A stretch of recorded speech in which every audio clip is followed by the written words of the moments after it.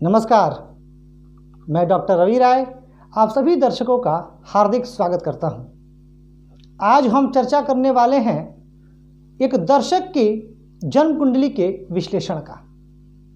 जैसा कि मैंने आप सभी को बताया था कि मैं बहुत शीघ्र निःशुल्क जन्म कुंडली विश्लेषण का कार्यक्रम लेकर आने वाला हूं और मुझे बहुत खुशी हुई आप लोगों की उत्सुकता देख करके, आप लोगों के कमेंट्स देख करके।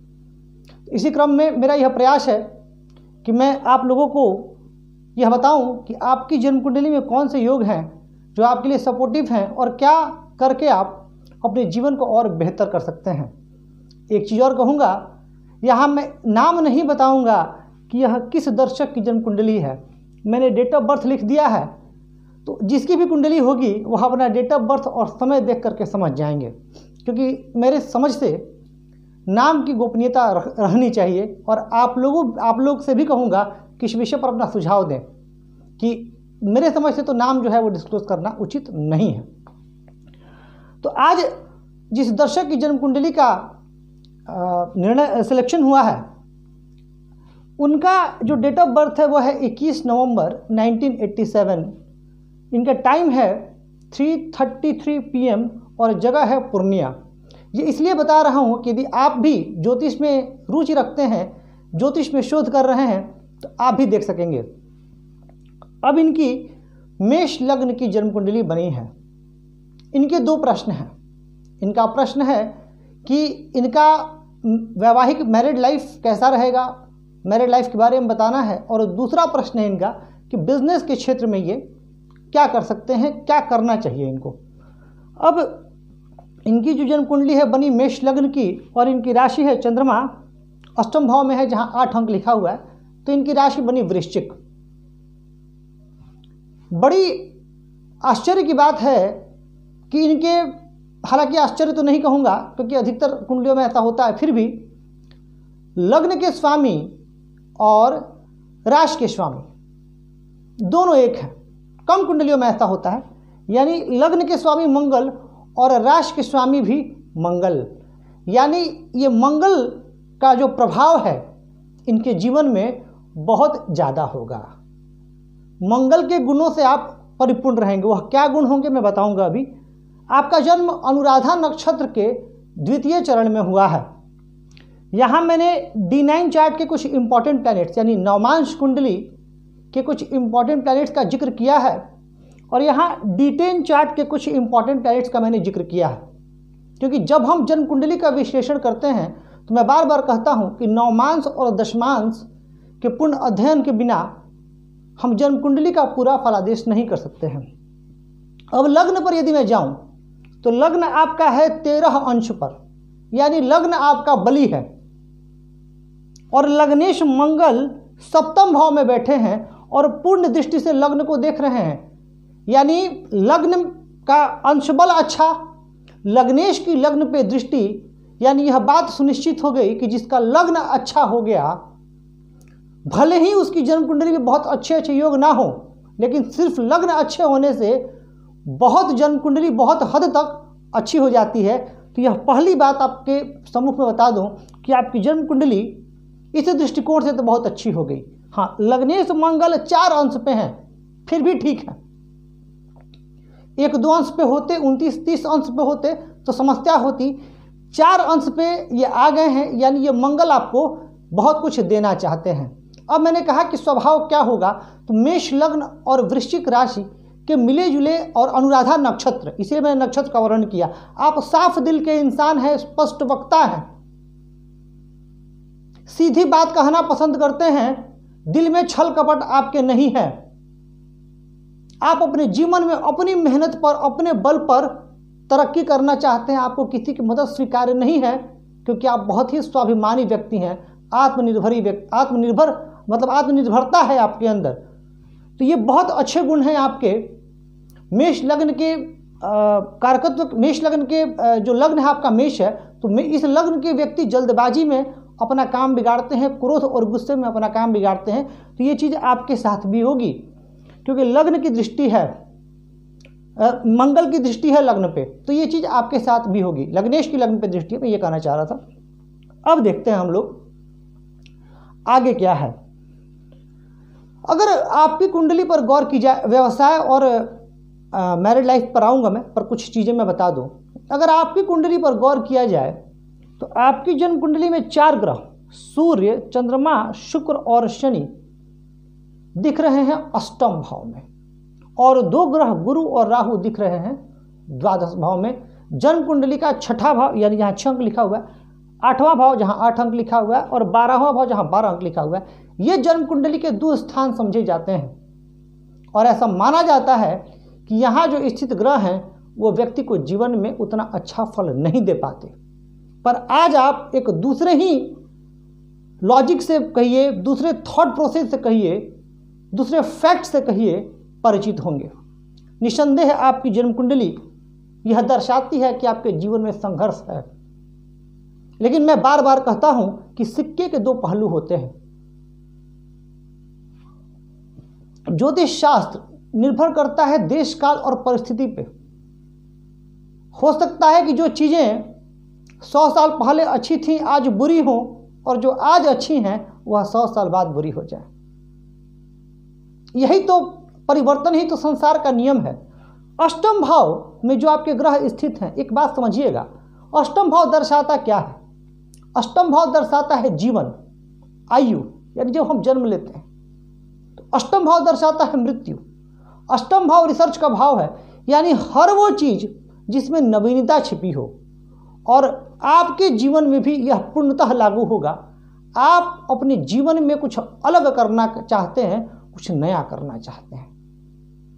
निसंदेह जन्म कुंडली का 4th भाव अष्टम में है, जन्म कुंडली का 5म भाव का स्वामी अष्टम में है, 4th भाव का स्वामी अष्टम में है, धन भाव और 7म भाव का स्वामी शुक्र अष्टम भाव में है, और 10म और एकादश भाव का स्वामी शनि अष्टम भाव में है।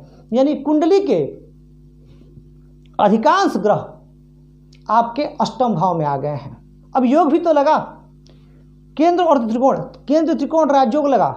मेष लग्न की जन्म कुंडली में धन भाव और लाभ भाव, धन भाव और कर्म भाव, 7म भाव लाभ भाव, 7म भाव और कर्म भाव का भी संयोग लगा।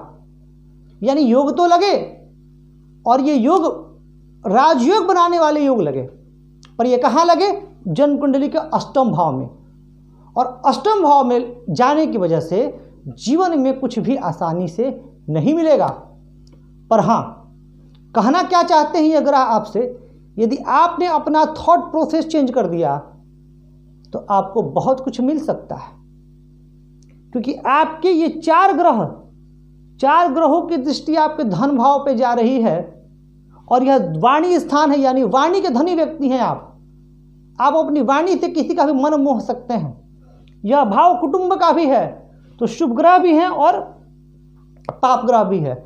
यानी घर में परेशानी आपकी रहेगी, कुटुंब में परेशानी रहेगी, लेकिन वहीं से आपका रास्ता भी तय होगा। धन के मामले में आपकी कुंडली अच्छी है, पैतृक संपत्ति के मामले में भी आपकी कुंडली अच्छी है, कुछ विवादों के बाद। हाँ, अब बात आती है लाभ की, क्योंकि जो एकादश भाव है, यह भाव दर्शाता है लाभ को, हमारे डिजायर्स को, हमारे एम्बिशंस को, क्योंकि यह कर्म भाव से दूसरा भाव हो जाता है। तो कर्म भाव से दूसरा भाव होने की वजह से, और चूंकि इसका स्वामी शनि आ गया है अष्टम में, तो आपको अपने एम्बिशंस को फुलफिल करने में, अपने डिजायर्स को फुलफिल करने में प्रारंभिक जीवन में कुछ कठिनाइयों का सामना करना पड़ेगा, लेकिन बाद में स्थिति आपके पूर्णतः अनुकूल हो जाएगी। अब आ जाते हैं, वैसे तो अगर डिस्कस करूं तो बहुत कुछ है, एक भाव से बहुत निकल के आएगा, पर आपके मैं मुख्य प्रश्न पे आ जाता हूं। आपका पहला प्रश्न, आपकी जन्म कुंडली में व्यवसाय और मैरिड लाइफ की क्या है? 2 प्रश्न आपने पूछे हैं। तो सबसे पहले व्यवसाय पे आते हैं। तो देखिए, जब हम व्यक्ति के कर्म भाव का निर्णय करते हैं तो जन्म कुंडली का 10म भाव पूर्ण रूप से विचारणीय हो जाता है। अब 10म भाव पूर्ण रूप से विचारणीय होने का अर्थ हुआ कि आपके दशमेश हो गए शनि, जो कि अष्टम भाव में है।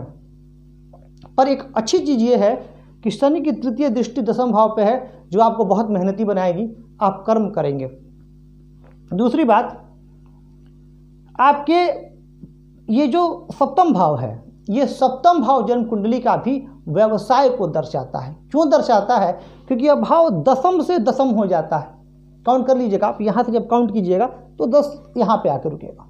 तो यह भाव दशम से दशम होने की वजह से व्यवसाय का विचार भी इस भाव से किया जाता है। और इस भाव का स्वामी कौन है? तो इस भाव का स्वामी है शुक्र। और शुक्र कहाँ आकर के स्थित हो गया है? तो अष्टम भाव में शनि के साथ। और शनि की एक आदत है, यह प्रत्येक कार्य में विलंब कराते हैं, यानी आपके व्यवसाय को प्रारंभ करने में भी विलंब कराएंगे। दूसरी बात, एक और चीज जो मैं आपकी कुंडली में देख रहा हूं, आपके गुरु और राहु का युति है। और जब गुरु और राहु की युति होती है तो बनता है चांडाल दोष। योग है जिसको आमतौर पर दोष कह दिया जाता है। पर आपकी जन्म कुंडली पे गुरु है 27 डिग्री में और राहु है 5 डिग्री पर, यानी डिग्री का फासला ज़्यादा हो गया है। तो आपको चांडाल योग का उतना दुष्प्रभाव नहीं देखना पड़ेगा। लेकिन इसकी संभावना, और ये चांडाल दोष की वजह से नहीं होगी, इसकी संभावना है कि आपकी जो पढ़ाई है, आपने जो विद्या अर्जित की है, पंचमेश आपके कहाँ आ गए? अष्टम भाव में। तो उस विद्या का आपको पूर्ण लाभ ना मिले और आप अपना फील्ड चेंज कर दें। गुरु की पंचम दृष्टि शिक्षा भाव पे जा रही है। तो जब गुरु की पंचम दृष्टि शिक्षा भाव पे आएगी ना, तो आपको इंटरेस्ट होगा लॉ में, आपको इंटरेस्ट होगा एस्ट्रोलॉजी में, आपको इंटरेस्ट होगा टीचिंग में, आपको इंटरेस्ट होगा दूसरों को समझाने में। ये गुरु का प्रभाव है, सात्विक बना देता है गुरु। द्वादशेश का द्वादश भाव में वहाँ गुरु का होना बहुत बुरा नहीं है, क्योंकि 12वें भाव में गुरु यहाँ बैठ करके बहुत अच्छा फल भी आपको प्रदान करेंगे। मैंने एक वीडियो बनाया था 12वें भाव में स्थित ग्रहों का फल। तो ये गुरु आपके लिए, गुरु की वजह से अगर आपको किसी ने कहा होगा, मुझे जन्म कुंडली देख करके लग रहा है आपको किसी ने कहा होगा कि आपकी जन्म कुंडली में आपकी जो परेशानी है वह चांडाल दोष और कालसर्प दोष की वजह से है, तो ऐसा बिल्कुल नहीं है। आपकी परेशानी कालसर्प दोष की वजह से भी नहीं है। और अगर मैं अपनी बात कहूं, अगर मैं पूर्ण रूप से शास्त्रों पे चलूं, तो मैं कालसर्प दोष का कोई अस्तित्व मानता ही नहीं हूं। इस पर मैं एक वीडियो बनाऊंगा। अब परेशानी आपकी जो ये चतुर्थेश, पंचमेश, अष्टम में आ गए और चंद्रमा आपके अस्त हो गए, ये परेशानी की बात है। चंद्रमा का अस्त होना, आपकी जन्म कुंडली में सुखेश हैं, सुख भाव के स्वामी हैं, तो कहीं भी आपको ये सुखी नहीं रहने देंगे, आराम से आप नहीं रह पाएंगे। तो आपको इनका उपाय करना चाहिए। इसके अतिरिक्त अब आपका जो प्रश्न है व्यवसाय का, तो व्यवसाय दशम भाव के ग्रह और सप्तम भाव के ग्रह तो अशुभ स्थिति में आ गए, परेशानी दे रहे हैं। दूसरी बात, जन्म कुंडली में व्यवसाय के कारक ग्रह बुध माने गए हैं, और बुध भी कोई बहुत अच्छी स्थिति में मेष लग्न में नहीं है। हाँ, अपनी मित्र राशि में जरूर हैं, लेकिन मेष लग्न में बुध अकारक होते हैं, व्यवसाय भाव में बैठे हैं, फिर भी बहुत अच्छी स्थिति बुध की नहीं कही जाएगी। क्योंकि लग्नेश तृतीयेश का संबंध बना, पराक्रमी तो आपको बनाएगा, पर लग्नेश और षष्ठेश का भी संबंध बना। और अभी आपकी वर्तमान में महादशा केतु की चल रही है, और केतु बैठे हैं बुध की राशि पे, जो कि मेष लग्न में अकारक होते हैं। तो मैं आपको सलाह दूंगा कि आपको बहुत बड़ा इन्वेस्टमेंट अभी नहीं करना है, छोटे इन्वेस्टमेंट कीजिए। क्योंकि आपकी जन्म कुंडली में गुरु सशक्त हैं, तो आप, जैसे मैंने बताया, यही फील्ड अधिकतर लोग जाते हैं। आपकी जन्म कुंडली भी यही इशारा कर रही है, लॉ फील्ड या टीचिंग, इस तरह का जो है आपका व्यवसाय मुझे प्रतीत हो रहा है। आप एक काम करें, आपको यदि कोई बिजनेस करना ही है तो आप कोई कंसल्टेंसी फॉर्म शुरू कर सकते हैं, या आप साइकोलॉजी में यदि आपने डिग्री ली है तो आप साइकोलॉजी की कंसल्टेंसी दे सकते हैं। यानी आपको कोई बड़ा इन्वेस्टमेंट अभी नहीं करना है। हाँ, शुक्र की महादशा आएगी तो आप बिजनेस करेंगे, आपको रास्ते भी मिलेंगे। आपकी जन्म कुंडली में शुक्र मारक हैं, लेकिन धनेश हैं, और धनेश की दिशा में धन लाभ मिलता है। स्वास्थ्य आपका खराब होगा, क्योंकि आपकी सूर्य कुंडली और चंद्र कुंडली से भी शुक्र मारक बनते हैं। क्योंकि सूर्य कुंडली और चंद्र कुंडली आपकी वृश्चिक लग्न की हो जाएगी, और वृश्चिक लग्न में शुक्र स्वामी हो जाएंगे सप्तम भाव के और 12वें भाव के। तो 12वें भाव का स्वामी यानी द्वादशेश अपने स्थानांतरण का फल देते हैं, तो आपको सप्तम का फल मिलेगा, और सप्तम भाव मारक भाव होता है। फिर भी केतु से आपकी ज़्यादा अच्छी दिशा शुक्र की जाएगी। आपकी जन्म कुंडली में कम लोगों ने आपको बताया होगा, बहुत सुंदर योग लगा हुआ है, लग्नाधि योग। लग्न से छठे, सातवें, आठवें भाव में यदि शुभ ग्रह हों तो लग्नाधि योग लगता है। आपकी जन्म कुंडली में सप्तम भाव में बुध हैं और अष्टम भाव में शुक्र हैं। तो ये तो बात हो गई आपके व्यवसाय की। कंसल्टेंसी दीजिए, आपका जीवन बेहतर रहेगा। अब आ जाते हैं हम आपके वैवाहिक जीवन के बारे में कुछ जानते हैं। देखिए, जब मैंने कुंडली देखी तो मुझे प्रतीत हुआ कि दो चीज़ें हो सकती हैं। या तो आपका विवाह होने में बहुत विलंब होगा, और अगर ऐसा नहीं होता है तो यदि आपका विवाह जल्दी हो जाता है तो आपके वैवाहिक जीवन में अनबन रहेगा, किसी न किसी रूप में रहेगा। आप मानसिक परेशानी में रहेंगे। कारण सुन लीजिए क्यों। देखिए, आपकी जन्म कुंडली में सप्तमेश होते हैं शुक्र। यह सप्तम भाव है जो कि विवाह भाव का स्वामी है, और यह सप्तमेश होता है शुक्र। शुक्र कहाँ स्थित है? अष्टम भाव में। इसकी वजह से परेशानी मत नहीं है, ध्यान हमेशा दीजिएगा। सिर्फ अष्टम भाव को दोष दे देना सही नहीं है। बताता हूँ परेशानी क्यों है। अष्टम भाव में है, ठीक है, यहाँ मंगल हैं और बुध हैं। बुध स्वामी कहाँ के हैं? अकारक हैं। बुध स्वामी है छठे भाव के, और छठा भाव किस चीज़ को दर्शाता है? छठा भाव दर्शाता है रोग को, ऋण को और शत्रु को। अब छठे भाव के स्वामी के यहाँ स्थित हो जाने की वजह से वैवाहिक जीवन में अनबन रहेगी। मंगल लग्नेश है और सप्तम में है। लग्न के स्वामी है, अपने घर को नहीं बिगाड़ेंगे लेकिन थोड़ा उत्पात तो वहाँ मचाएंगे। तो ये मंगल और बुध की युति ये ठीक नहीं है। अब दूसरे एक पहलू पे आते हैं। पुरुषों की कुंडली में शुक्र नैसर्गिक रूप से विवाह के कारक होते हैं, और आपका तो मेष लग्न है, और मेष लग्न में शुक्र सप्तमेश हो जाते हैं। अब इस शुक्र पे शनि का प्रभाव है जो कि विवाह में विलंब करा सकते हैं या परेशानी दे सकते हैं। सूर्य वही है, देखिए, सूर्य भी विच्छेदात्मक ग्रह और शनि भी विच्छेदात्मक ग्रह, और शुक्र उनके बीच फंसे हुए हैं।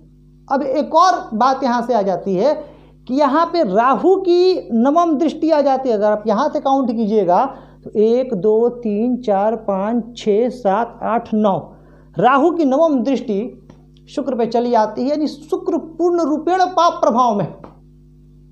इसी वजह से मैं कह रहा हूं कि आपके वैवाहिक जीवन में मुझे परेशानी दिख रही है।